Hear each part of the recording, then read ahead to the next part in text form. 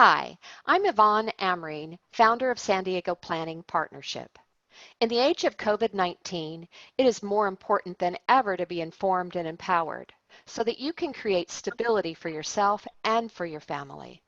We're here to give you unbiased information and share our expertise. If you understand your options, you can make better decisions about your future. Today we have guest speaker Ron Greenwald and Patti Gerke. They're here to talk about rethinking home during COVID-19. Ron Greenwald and Patti Gerke joined Real Estate Forces in 2014 to be a driving force in both San Diego real estate transactions and the empowerment of older adults. Together, they are co-hosts of the show Senior Stay or Go, a senior advocacy and enrichment series of videos. They're also co-authors of the best-selling real estate book, The Essential Guide to San Diego Real Estate. So good to have you both here today. Hi, Ron. Hi, Patti. Good morning. So, Ron, tell us about your background. What did you do before real estate? How did you get into this? Where were you before 2014? Where was I? Well, I was in the real estate. I was in real estate prior to 2014, throughout the 1990 era and the first 10 years of 2000. I was in the mortgage industry. So I have a vast background in finance. And actually, if you want to go way back, I was in a CPA 40 years ago. You're not that old. Oh, yeah. Well, those are all great experiences to inform your real estate career. And Patti, how about you? How did you land in the field of real estate? Well, I was a healthcare provider and I was in sales and marketing in the medical device industry for a number of years and got laid off for the first time in my life and ended up in real estate. How I became passionate about seniors is I spent 12 years taking care of my mom and dad, living through independent living, assisted living, memory care, board and care, VA aid and attendance, surviving spouse aid and attendance, you name it, we lived it. Wow. Yeah. Well, as an elder law attorney, all of those words that you just talked about, VA aid and attendance and board and cares and assisted livings and all of those things. Those are all the things that we deal with every day. So having dedicated real estate professionals like you that I can rely on to give my clients good advice is always very much appreciated. So I'm happy to have you here today. Thank you for being with us. So how has your advice and practice changed since the pandemic? Well, Yvonne, really, the world keeps spinning and people have to make choices, and we're here to help them understand their options and do it in a way that's safe and sane. Yeah. Well, so I guess we'll get into a lot more detail about how you actually do rethink home during COVID-19, how it's changed things in the world of real estate. And for those of us that are trying to continue to live our lives and do it with purpose, plan out this next period where it may mean a change of location, it may not. So we are very happy to have you here today. And with no further ado, let me present Ron Greenwald and Patti Gerke. Thank you. Well, welcome everyone to SDPP presentation today. Who we are and why we do what we are. Ron and I are real estate professionals who have a passion and compassion for our senior population. My journey was a personal journey initially with taking care of my parents for 12 years. My dad had multiple strokes and heart attacks, and my mom had vascular dementia. So I had privilege at this point in time to live through independent living, assisted living, board and care, memory care, VA aid and attendance, surviving spouse aid and attendance, and it's a journey. And you learn lessons along the way, and hopefully there is no reason for those lessons to be wasted so that I can share the lessons I learned along the way with others as well. Because it can be very confusing at times when you're requested or needed to make decisions quickly. And Ron? Well, I'm Ron Greenwald, and I've been working with seniors in real estate for about 10, 12 years now. Patti, as you know, Patti and I have partnered for about 6 or 7. And we really thank you for being on the webinar today. And we don't know exactly who's in the audience in terms of where they're at in this process and this journey. So if you're a senior yourself, we really ask that you take notes and ask as many questions as you would like at the end. If you're on the webinar to learn more about what you might want to do for your parents or grandparents, again, we are here to hopefully advise. There's just a lot of misinformation out there, so we hope to bring some clarity as we go through this today. So we're going to move on next. So here's where we'll start, is the field of life. So baseball opening day, whatever that may mean at this point in time in the world of COVID, is going to start on Friday. So we use the baseball field, the baseball diamond, as our starting point for all the players, both on the field and the participants off the field, that we feel are necessary to provide our seniors with the best quality of life, whether they age in place or whether they just, what are their options in terms of their housing options. So the most important person on this in the whole stadium is you, the senior yourself. You own your team. And that's really what we want to focus on today, to keep you in charge. And what's so important to understand is many of us think that we can do it ourselves and want to stay independent. But we can only stay independent if we have a great team around us who are providing us with great support. So all the players and all the participants on this diamond are participants to help us as the senior stay independent and make wise decisions for our best quality of life, because we know life is going to throw you a curveball. So at the end, if you want to come back to this, we can certainly come back to this in greater detail. But you're welcome to have this sent to you to kind of get a better understanding of who are the players on the field for you. So real estate in the COVID era, should I stay or should I go?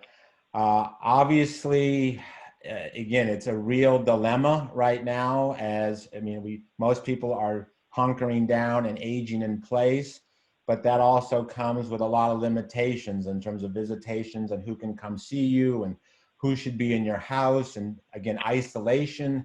So there's it's a double-edged sword. We want you to be safe, but we know isolation is not a healthy thing long-term. And should I go? If where are you going to go? You got to have a plan. If you're going to go to a senior community, yes, they are still bringing people into those communities, and you can move into a community and start to meet people from a distance, and maybe that's a great thing. But how do you do it safely and sanely? So should I stay or should I go? It's not an immediate decision. It's not a quick decision. It's a journey that may take years in the process. So if you are going to stay safe in your home during this pandemic, which is going to last, I think, a few more months at the very least, there's a few things that you need to remember while you're sheltering in place and or just trying to stay safe at home. And one is not to be ashamed to call for help, whether it be help to go shopping, whether it be help to make some repairs in your house or outside your home, or whatever it is that you need. We should never be ashamed to call for help. And the reason we shouldn't be ashamed to call for help is because we want to avoid accidents. Because the one thing we don't want to do during all of this is end up in the hospital. So we don't want to do something silly like get on a step ladder or a big ladder for that matter and try and do a repair ourselves or get something off the roof or out of the gutter. Those are all things that can be done by someone else. And we don't want you to stress about those things because you can't do them yourselves, because there are plenty of people out there who can help with those chores. And there's plenty of handyman and contractors, and everybody's super busy because everybody's staying home and trying to do these improvements to their home now while they have the time to do them. Be cautious. Be very cautious, not only about who comes to your door to try and sell you something, or who tries to call you to get you to donate to a charity, or who requires money, who says, it used to be, Grandma, I'm in jail and I need money to be bailed out. Now it happens to be, Grandma, I'm in the hospital with COVID and I need a respirator. And those are all prank calls. So we recently had a conversation with our deputy district attorney that prosecutes on behalf of elder abuse. And he basically said, if you don't recognize the phone number, don't even answer the phone. If it's somebody who really wants to get a hold of you, they'll find a way to get a hold of you. So be very, very cautious and be proactive. So if there is something that you feel is necessary, say for instance, a number of light bulbs are out and, you know, one may have gone out long before COVID, and then the second one went out just as COVID began, and you said, oh, well, you know, when COVID's over, I'll get all these light bulbs replaced. There's no reason to wait for COVID to be over anymore and be, you know, potentially trip in the dark because you didn't have the proper lighting in a room when you're walking around in the evening. Be aware of scams. This is getting to be, unfortunately, very popular right now as people have been isolated longer, because it's always great to get a phone call when you've been home alone all day. So you have to be very, very careful. If you pick up the phone by accident, knowing you didn't know that number and it's a robocall, just hang up. Don't even wait to hear what they have to say. You need to ignore any offers for home COVID tests or overnight COVID tests, anything like that. That's not something that you want to be getting involved with. Anybody who's asking for fast check information, like what's your social security number, what's your Medicare number, what's your driver's license number, those are not numbers you want to be giving out. Don't respond to emails or texts about government checks, especially since the government has sent out stimulus checks and it looks like they're going to be sending out more. Don't respond to an email. The government's not going to email you. That's not something you want to be responding to. And also do your homework before donating to charities. There are plenty of great charities out there right now, and there's plenty of great foundations here in San Diego to donate to. Just make sure you do your homework, that the charity is valid, and that the monies are going to that charity. So just be aware. And this chart is a chart regarding the reverse mortgage. And we are bringing this up in light of, because we know as you sit home and have a lot of time, maybe because you're not being able to get out, you are reading more and more and hearing more and more and listening more and more to commercials to sell you a reverse mortgage product. Yes, it may be the perfect thing for you in the perfect situation, but please be aware it's a very expensive way to finance improvements to your home or to do something that you want to do in terms of your lifestyle. So really understand the cost-benefit analysis of doing a reverse mortgage. You do not give up ownership when you do a reverse mortgage. However, if you are at some point have to leave your home to move to a senior community, or for whatever reason you are not able to maintain your home and you have to move out, that reverse mortgage needs to be paid off within 12 months of you leaving the home. So either your children are going to have to refinance and pay off the mortgage, or something's got to happen. So just, again, really understand, because we see seniors who are going, I really need to do something. I've lost income. I want to stay in my home. And that's all great. But really do this in a very broad brush in terms of bringing your best and closest advisors into you, and really have everybody understand the methodology of how a reverse mortgage works and what you're going to be doing to the equity in your home. Again, I'm not saying yes or no, but just don't do it on a whim, and just don't do it because a salesperson says, oh, this is a great product for you to be able to bring in home care. And what services are you going to be able to bring into your home, and what improvements are you going to be able to do to your home upon receipt of the money? to just really understand how it works. Again, we're happy to answer questions on this particular topic at the end, because we know you're getting a lot of mail about it and you've seen a lot of commercials for it. And it's not just Magnum PI. So we really want to talk about being, Patti mentioned the word proactive. Update your estate plan.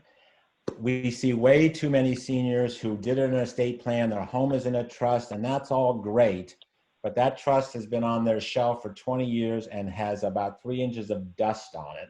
And we always ask the question, has anything changed in your life, your family's life, that you would want to update and change some of the beneficiaries?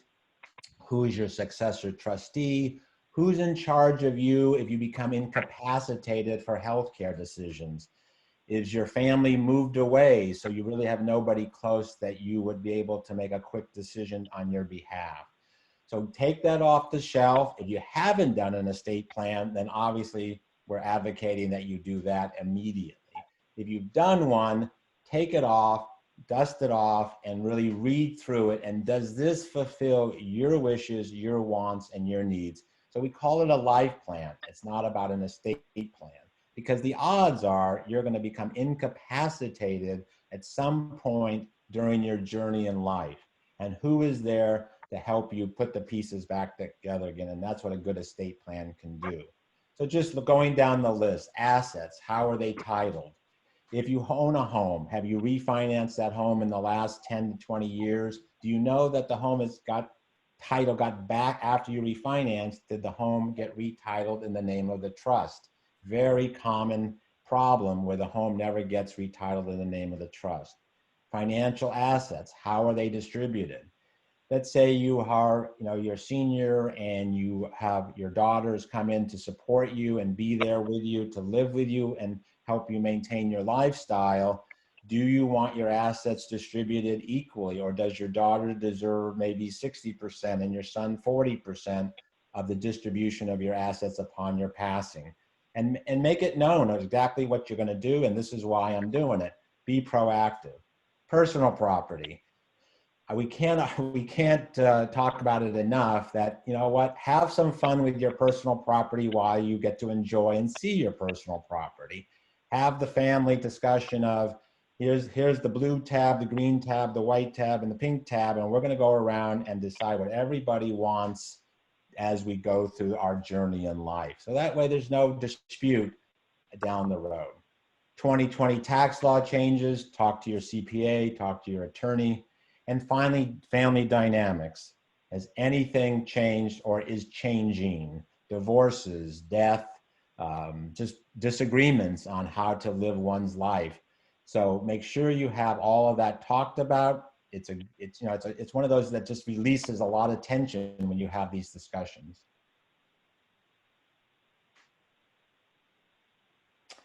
Part two, family discussion time. So kind of what we were referring to before, what if and who is the right person for the job? Again, is really, let's say you have more than one child, that means 2 or 3, obviously. Do they always get along? Are they going to agree on exactly what they think? Even if it's written down, there can obviously disagreements on how things can be handled. So really the burden of being a successor trustee or in that role is a burden. It's not really something that you really want to maybe put on your children. So there's something called a private third-party estate administrator, what we call here in California a private fiduciary. It can be a third party independent of your family members. So your family members can then enjoy their time and or their grieving rather than try to worry about estate administration. So financial planning, financial directives, who is the best person to really take care of your finances if you become incapacitated or upon passing? Healthcare directives. Do you want the same person in charge of both the financial and the healthcare directives? Should it be a different person so there can be independence there? We talked about personal property distribution, contingency planning, what ifs. and then the housing planning, and then a big one that's growing is pet care. Who would be there to take care of your pets if you can't be? So it's really just really having all of that put on the table, having the roundtable discussion, exploring the alternatives, and coming up with a great plan. Alrighty. So things to think about doing to your home while crews may be a little slower, not right now, but they were initially during COVID, and they're still always looking for work. So as you shelter in place and as you stay home to be safe, what are some of the things that you can take care of? If there are any exterior repairs, if you have a leaky gutter, or you don't have any gutters and you've always wanted to put gutters on your home, if you need a new air conditioner compressor, which is usually located outside, if you need to paint the exterior of the house, if you need to update your landscaping, or you have a leaky sprinkler that's been, increasing your water bill. There's tons of things on the exterior of your home, not letting somebody into your home that can be taken care of. Roofing. We haven't had a lot of rain in the recent months, but we had a lot of rain at the beginning of this year. So were there any leaks that you found during that time? And because things were so crazy, it was difficult to get somebody out then to do that, and you put it off, but now it needs to be done before the next rainy season. Painting the exterior, like we said, gutters, landscaping, any kind of landscaping, whether it be planting new plants or removing plants or updating your sprinklers, or any of those things that can be done on the outside. Maybe you have a walkway that your tree roots have lifted and it's become a tripping hazard. That's something else that can easily be taken care of during this time. So there are a number of items. If you do want to stay in your home, there's a few things you want to do that are very important. And the first one, which is really simple, is having your house number as big and as easy to see as possible. And especially if you can have it painted on your curb, have it very legible. Because if you should need first responders to come to your home for any reason, they need to be able to find you easily and quickly. And the one way to do that is to have your house number very visible and in something that can be easily found. Have clear pathways. You don't want to have plants growing onto your walkway. I happen to have that at my house, and taking out the trash one week, I tripped and fell because the plant got caught between my flip-flop and my foot, and it wasn't pretty because I went down face first. Level walkways. Again, we talked about that earlier. If you have a walkway that maybe some tree roots have lifted and has become a tripping hazard, let's try and get rid of that. If you can create a zero step into your home, that helps. Covered entry doesn't matter as much here in San Diego, but it is important in some areas. And then lever style handle versus a round handle that you need to grab just in case, your hands are starting to get a little bit of arthritis. And then capture solar energy if it makes sense. It doesn't always make sense to have solar energy if you have a very low electric bill, but if your electric bill is high, it's definitely something to consider. In the bathroom, if you're going to redo your bathroom and you don't necessarily need all of these improvements immediately, it's important to think of the future. So if you can put in a floating cabinet, so say at some point in time you want to get closer to the cabinet and you can raise the cabinet a little and have it a little higher than the old height of the cabinet, that's very helpful. If you have to replace your toilet, the taller toilet, it's only 3.5 inches, but it feels like a mile. And when you do it, it makes a huge difference. I did it in my own home and it's amazing. Abundant lighting. Again, we talked about, if a light bulb has gone out and you can't reach it and you haven't done anything about it, don't leave those lights going until you're down to one and you can barely see in a room.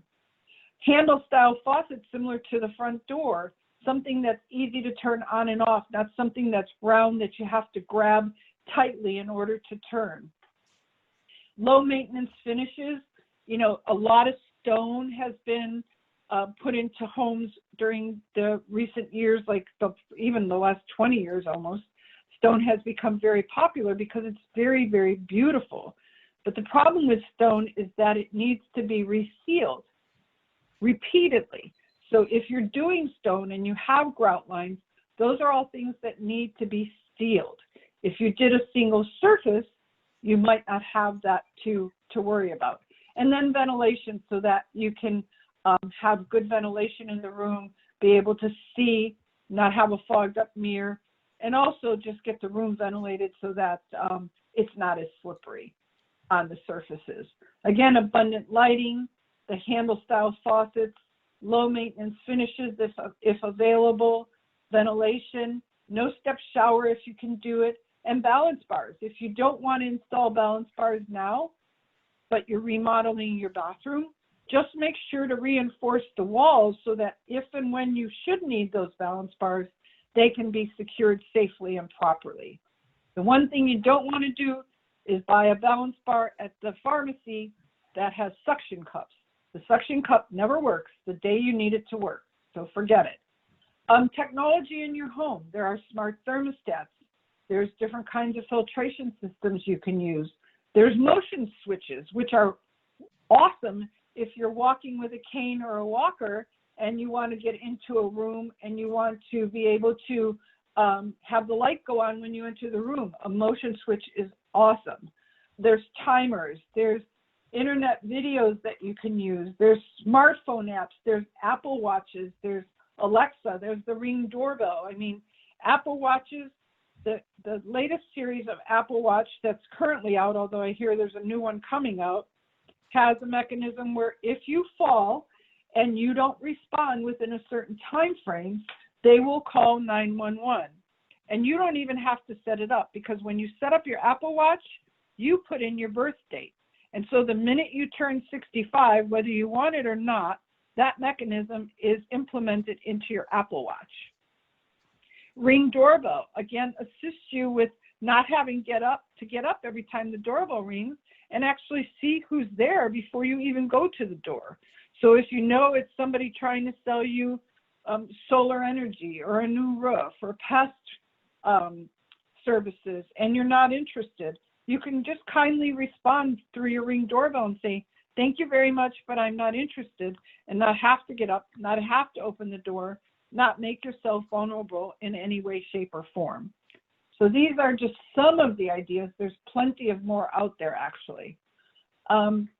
Next, it would be, if any of you own a home that was built in the 70s or the 80s, like my home, you know that they always put a window over the tub, which is great because you get light and it's over the tub, so you can be in the tub and not everybody see you, but it's also not the best situation for having to open or close a blind over the tub. So motorized blinds are excellent for that situation. Insulated windows and doors help keep your home cooler in the summer and warmer in the winter. Door assist mechanisms if you need them.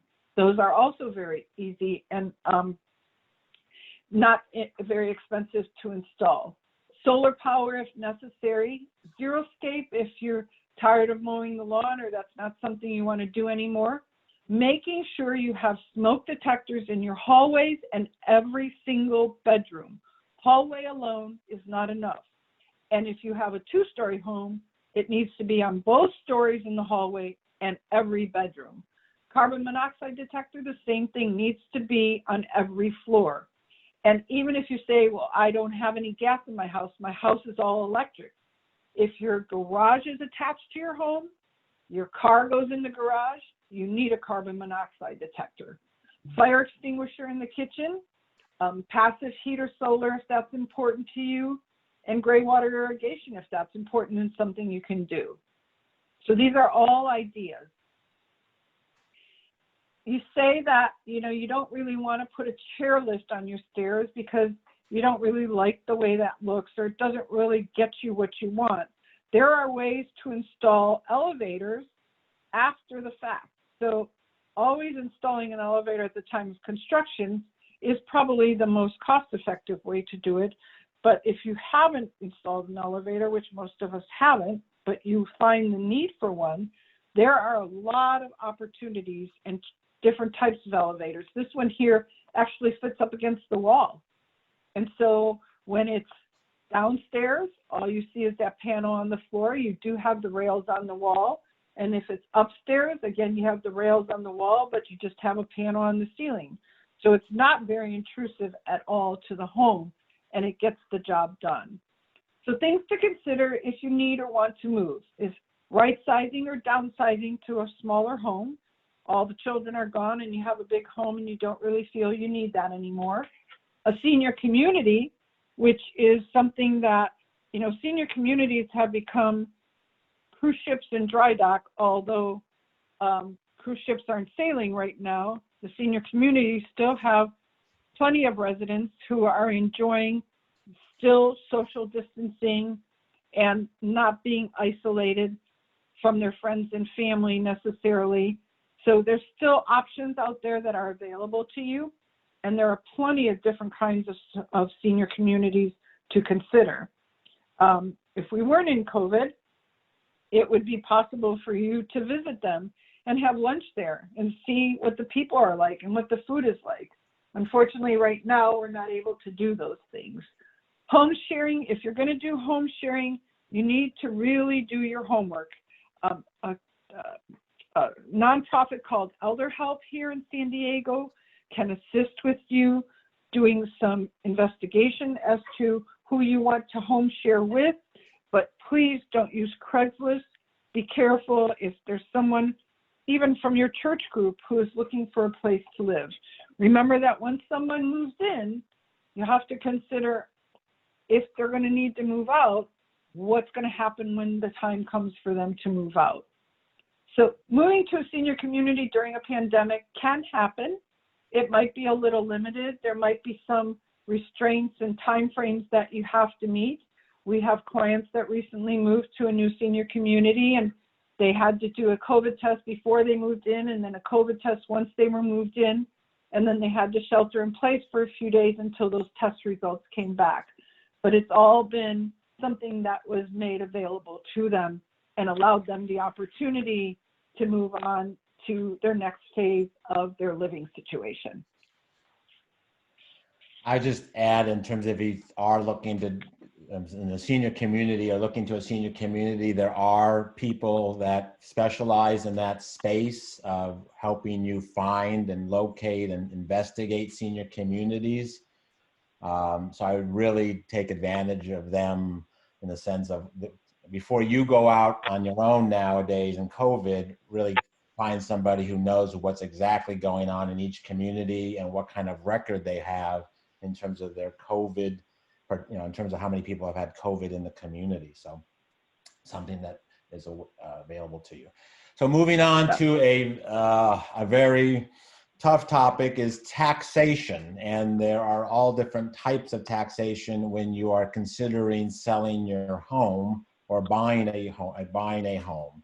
So the first one is capital gains. And again, to try to do this without seeing people, I'm trying not to get into the weeds too much. But if you own your home, it's been your primary residence, then you have an exclusion on the gain of that home. For an individual, the exclusion of gain, if you sell that home, is $250,000. If you're a married couple, the exclusion of gain is $500,000. So very simply, if you've owned your home 30 plus years, you have significant gain on the sale of that property. And if you're going to sell that home and move into a senior community or buy another home, you're going to have to take that into consideration. And again, that comes back to the field of life, is you have a CPA and a financial planner that may help you make those decisions as to what the best course of action is. So again, if you bought your home for $500,000 and now it's worth $1.5 million, married couple, you get to exclude $500,000 of gain, but it would be subject still to possibly another $500,000, because $1.5 million versus $500,000. 500 is your basis because that's what you paid for the house. But however, you do get to add on to your basis for all the improvements, the material improvements you made to that home. So through the course of owning that home, you have redone the kitchen, you've done painting and bathroom remodeling and landscape remodeling, you've done a lot of improvements to the home, those costs can be added on to your initial purchase price basis to help you reduce the capital gains upon the sale of the property. So enough said there. Prop 6090, if you are over the age of 55, you can use this one time in this, and it's not every county in the state of California has this available to them, but let's assume you're going to move within San Diego County. You can take your property tax basis with you on the purchase of your new home where you're moving to, as long as it's of equal or lesser value to the home you're selling. So the home we just talked about, if you're selling it for 1.5 million and you're looking to right size or downsize into a smaller home that, let's say, you can buy for 750,000, but your tax basis on that home you're selling was from 30, 40 years ago, you can take that with you. So one time only transaction, you can take that with you. So again, if you move the next time, one more time, it's not available. So as of today, in November when we vote, there is going to be a proposition on the ballot that would allow you to do this anywhere in the state multiple times. So watch for that proposition, because it was on the ballot once before and was defeated because it wasn't clearly understood. So let me so capital gains is income tax. Proposition 6090 is property tax. So that's two different types. Step up in basis, this really involves the estate planning side of it. So again, if it's you and your spouse and you bought that home a long time ago, and now it's obviously quadrupled in value, and an unfortunate incident, your spouse passes away, as long as the home has been properly titled in the trust, you're going to get a full step up in basis to the value of the home to today's current market value, which would mean you could then sell the home and it eliminates the capital gains. It's a step up in basis. So basis, if you remember what I said at the beginning, you bought the home for 500,000, that's your basis. Now it's worth 1.5 million. The step up in basis upon the passing of a spouse would bring your basis up to 1.5, and you could sell that home for no capital gains. So again, something to understand with your estate planning attorney and your CPA and your financial advisor.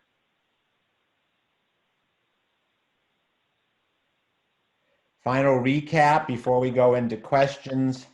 Age safely in place. I mean, Patti and I can't emphasize this enough. We know that the vast majority of us all want to stay in our home as long as we can. And Patti and I have really tried to emphasize the Senior Stay or Go program so that we can provide you resources that will make it safe for you to age in place. And certainly during this COVID time, let's take advantage of the idea of possible adjustments to the way you live in your home so that you don't have that fall risk, or at least minimize this fall risk, so that, again, you do not want to end up in a hospital, you do not want to end up in rehab. So whatever we can do to help you achieve that goal, we want to be able to. That's the beauty of the San Diego Planning Partnership Program, is we want to bring this information out to you. Beware of scams. Again, I invite you to go to our website, and I think we've shared it on SDPP's website, is our interview with the Deputy District Attorney here in San Diego, who prosecutes elder abuse crimes. Really, these people who perpetrate these crimes are just salivating at all of what's going on in the world of people with isolation who are so susceptible to these scams. So do not give out any information. And if you think it's your son or grandson calling you, call them back on their phone number. Prepare your estate. Really think about what your wishes are and what you want to achieve as you go through your life's journey. And then what do you want to achieve after you pass, and how you want to make sure your family will always have Thanksgiving together. Patti and I have been doing this for a long time, and unfortunately we see too many situations where once the patriarch and matriarch passes away, the family just splits up into too many divisions because there's been no discussion of what mom and dad wanted, and everybody's opinion gets voiced and nobody agrees. So if you take the lead and tell them what you want and tell them this is the way it's going to be, you're going to feel relieved, and the children are going to actually be in great relief to know we know exactly how we're going to proceed down the road. So that's those three.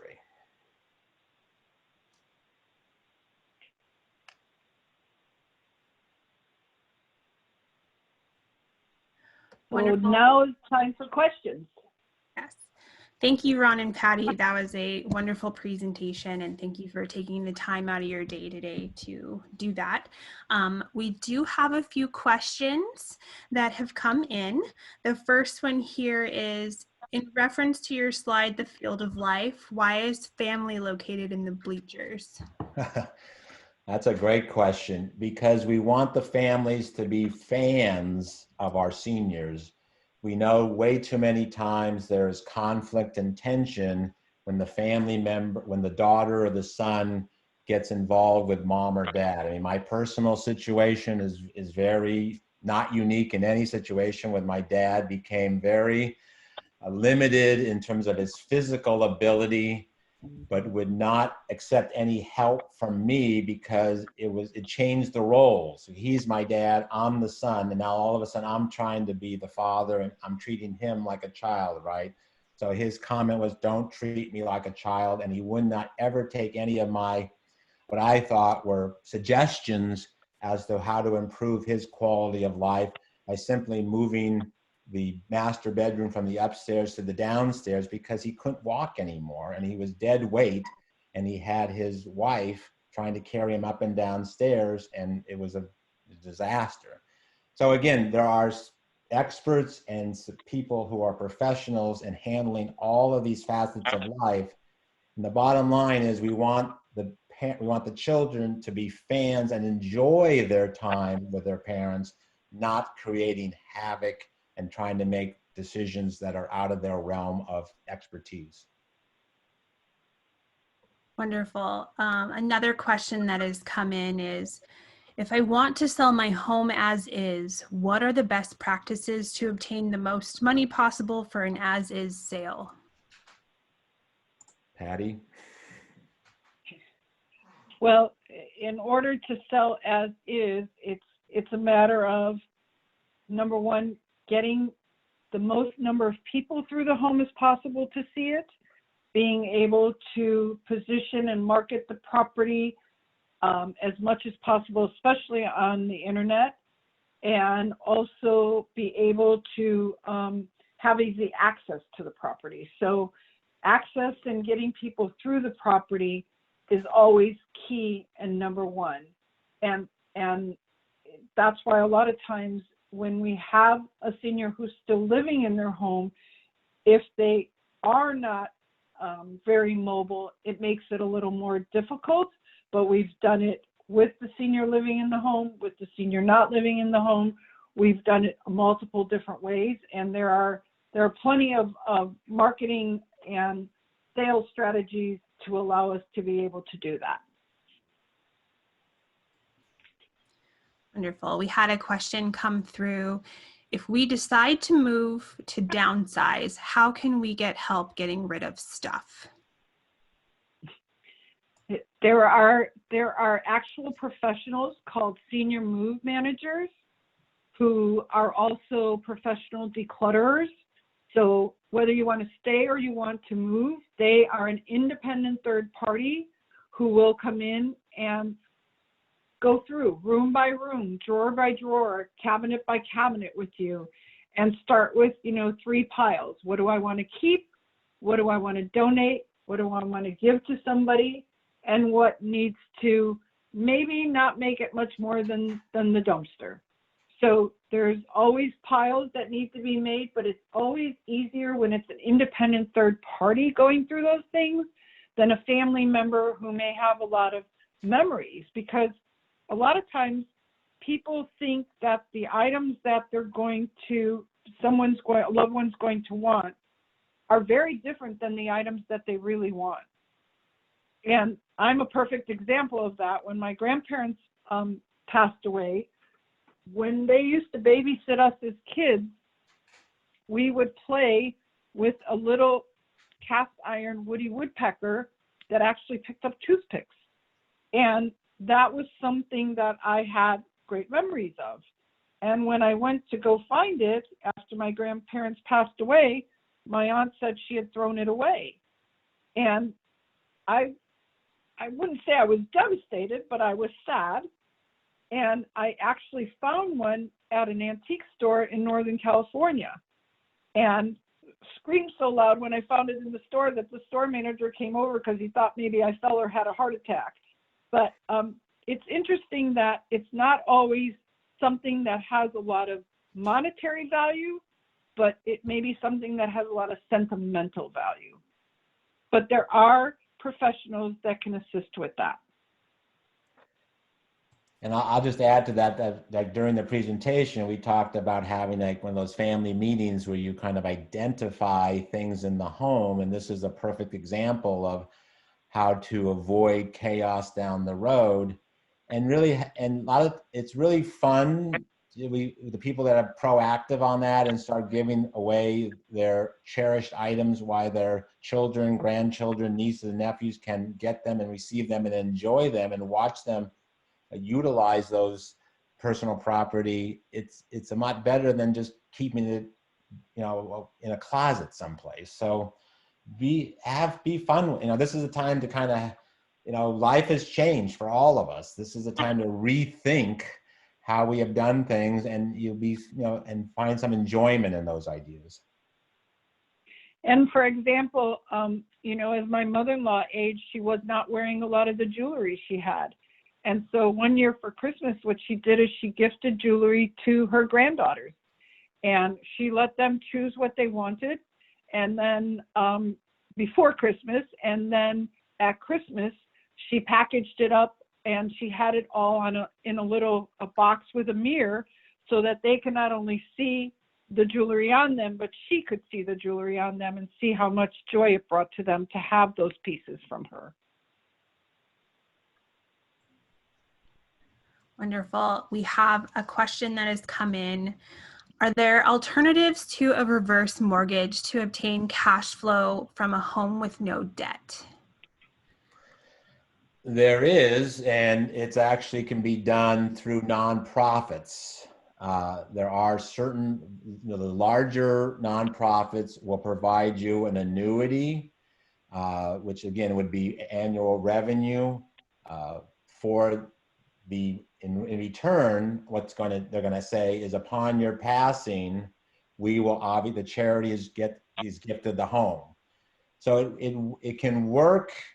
Again, if you're in your 60s or early 70s, the payout is not that significant. As you get higher up in age, 75, 80, 85, the payout can be pretty significant, where the charity will give you a monthly income in exchange. Upon your passing, obviously the charity receives the home. They're going to sell it and use those proceeds for the charity's purposes. So really, if you have charitable intent and your children are fine and everybody's taken care of, it's a great philanthropic way to help a charity upon your passing. And again, what you can do is, obviously you can tell the charity, I want to set up, when you receive the proceeds from the sale of the home, I want that money to go to this particular cause within that charity's function. So it's something to really think about. Again, not every charity has the capability of doing that. So I would like the San Diego Foundation here in San Diego would be a good source of discussion for that idea. Great, we've had a few more questions come in. If I make the age-in-place changes to my home now, do I hurt the marketability of the home in the future?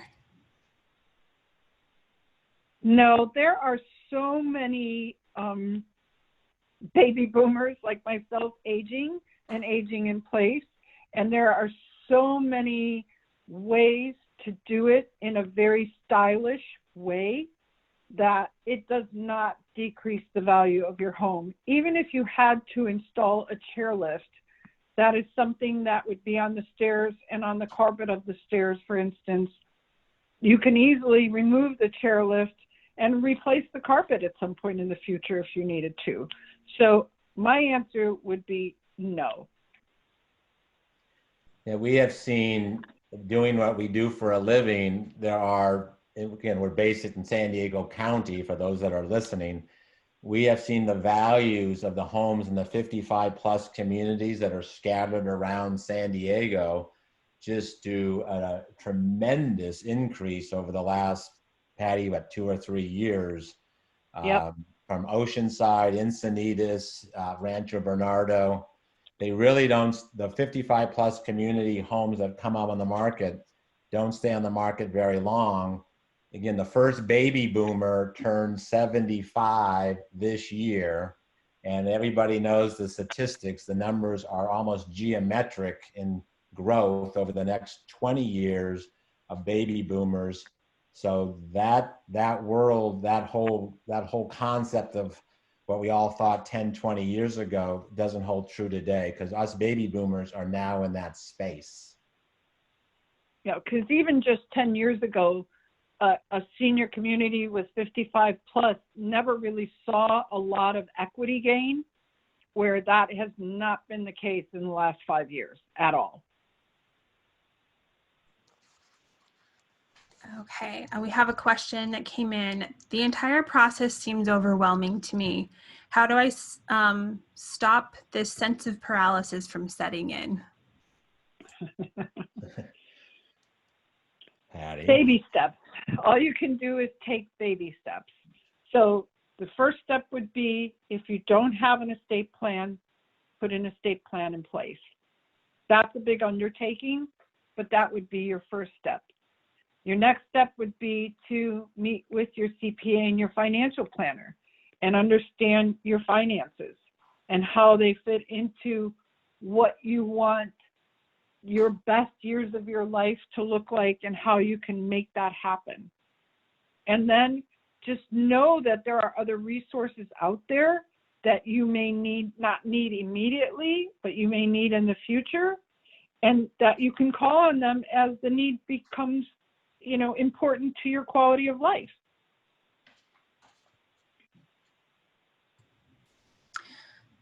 All right, we had a question asking, can you please re-explain what a private fiduciary is, or provide more information as to what that means?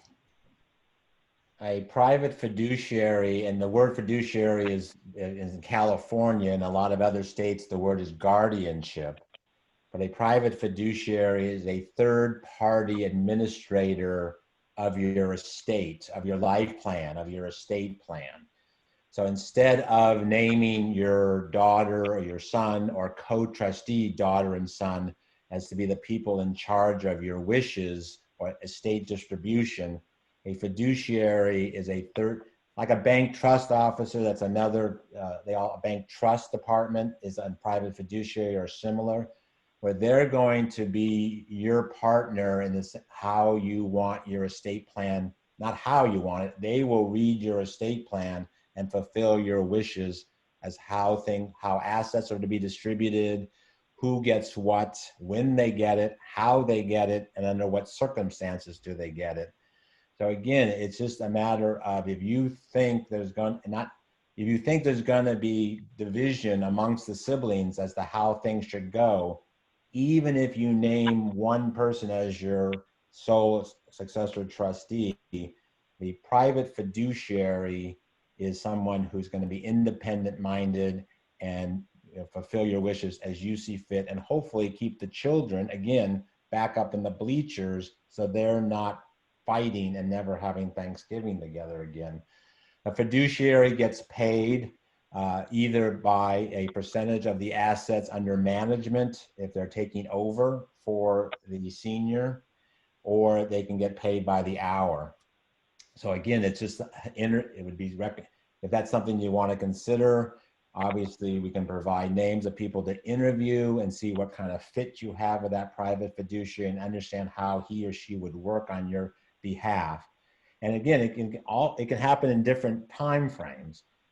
We all think about death, but also in terms of incapacity, what happens if I become incapacitated? Who do I want to be in charge of my financial assets? And that's also when a private third-party fiduciary can step in. Wonderful. Thank you for that explanation. We have one last question here. There was a mention of the Senior Stay or Go program. What is that? Is there a cost for that? Can you explain a little bit more? The Senior Stay or Go program is a program to advocate and educate our seniors. So if a senior wants to stay in their home, we will meet with them and see what their needs are to stay safely in their home, and then provide those professionals that can bring in those services to accomplish that goal. If they decide to move, we can also assist with that, in that if the home needs any repairs or needs any sprucing up to try and maximize their sale price before we go on the market, we will project manage all of that, of course, as they are the manager telling us what they do and don't want to have done, but we will project manage all of that. And there is no cost at all to our Senior Stay or Go program. It is truly a value-added service that we have provided to our seniors out of our compassion and passion to continue to assist with their journey to have the best quality of life. Thank you, Patti. And thank you, Ron and Patti, for today's presentation. Thank you all for attending today. We hope you enjoyed today's talk topic. You'll be receiving an email thanking you for your attendance with a link to today's recording once it becomes available. Our events are possible thanks to our corporate and nonprofit partners. If you'd like to join other similar life planning events, become a partner or sponsor, or just learn more about what we do, please visit us online at www.sd-pp.org or on social media at San Diego Planning Partnership.